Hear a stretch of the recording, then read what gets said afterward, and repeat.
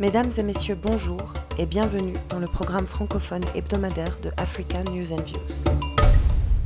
Le mardi 4 août, une double explosion a fait au moins 100 morts et 4000 blessés à Beyrouth selon un bilan de la Croix-Rouge libanaise. De nombreux pays ont exprimé leur solidarité avec le peuple libanais et offert leur aide aux autorités. Cela après que le Premier ministre libanais Hassan Diab ait lancé un appel urgent à tous les pays amis et les pays frères. La France a été parmi les premières à réagir, déclarant être aux côtés du Liban. Le président français Emmanuel Macron a promis dès mardi soir un détachement de la sécurité civile comprenant 55 personnes et 15 tonnes de matériel et 6 tonnes de matériel sanitaire, ainsi qu'une dizaine de médecins urgentistes qui ont été acheminés dès mercredi soir par 2 avions militaires. Les États-Unis, l'Iran, Israël et le Qatar, parmi d'autres pays, ont également proposé leur aide. On sait déjà que la double explosion a été provoquée par du nitrate d'ammonium entreposé avec des feux d'artifice dans le hangar numéro 12. Il y avait 2700 tonnes de cette matière hautement explosive qui entre dans la fabrication d'engrais. Un état d'urgence a été décrété mardi soir et tous les services de sécurité ont été placés sous le commandement de l'armée, qui a reçu pour mission de préserver la sécurité du pays. Le projet de création d'une bourse des matières premières agricoles avance en Côte d'Ivoire. Le projet a démarré en 2018 et devrait commencer ses activités très prochainement.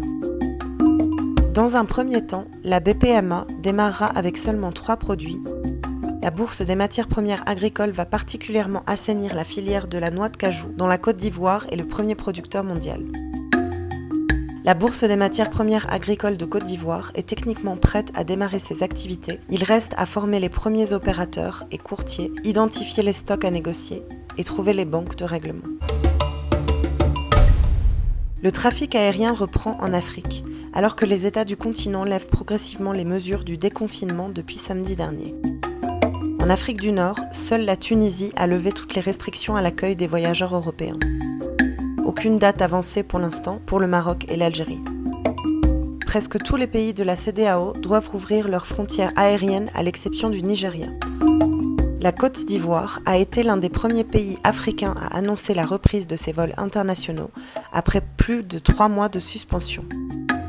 Le Sénégal, le Mali et des pays du Sahel comme le Niger, le Tchad ou encore le Burkina Faso avaient pour leur part annoncé la réouverture des frontières aériennes, terrestres et ferroviaires à compter du 1er août. Le Ghana et le Nigeria gardent leurs frontières fermées aux vols internationaux jusqu'au 13 août. À l'est du continent, le Kenya et la Tanzanie rouvrent leurs aéroports sur fond de crise économique avec l'espoir d'un retour de l'activité touristique. Du Botswana à la Zambie, tout est fait pour sauver la saison touristique, mais chacun de ces pays se prépare au pire. Surtout l'Afrique du Sud, où des discussions pour ouvrir le pays à certains touristes étrangers sont en cours. Les vols ne devraient reprendre qu'en 2021 en Afrique du Sud, épicentre de la pandémie avec plus de 500 000 cas de Covid-19. En 2019, le tourisme a rapporté plus de 490 millions de dollars de revenus au Rwanda.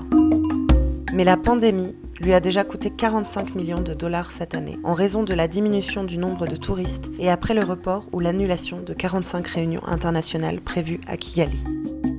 Kigali 360 est une entreprise qui crée des visites virtuelles de certains des sites les plus impressionnants du Rwanda.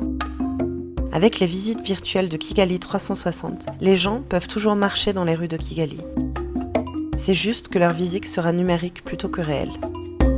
Un prototype est même en cours de test où un guide en direct pourra communiquer avec les invités lors de leur visite.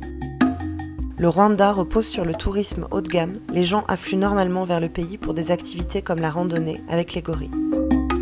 Patrick Karangwa, créateur du concept, est en négociation avec le Rwanda Development Board pour étendre son projet. Il estime qu'il aura besoin d'un financement de 22 000 $ pour couvrir tout le pays avec ses tournées numériques.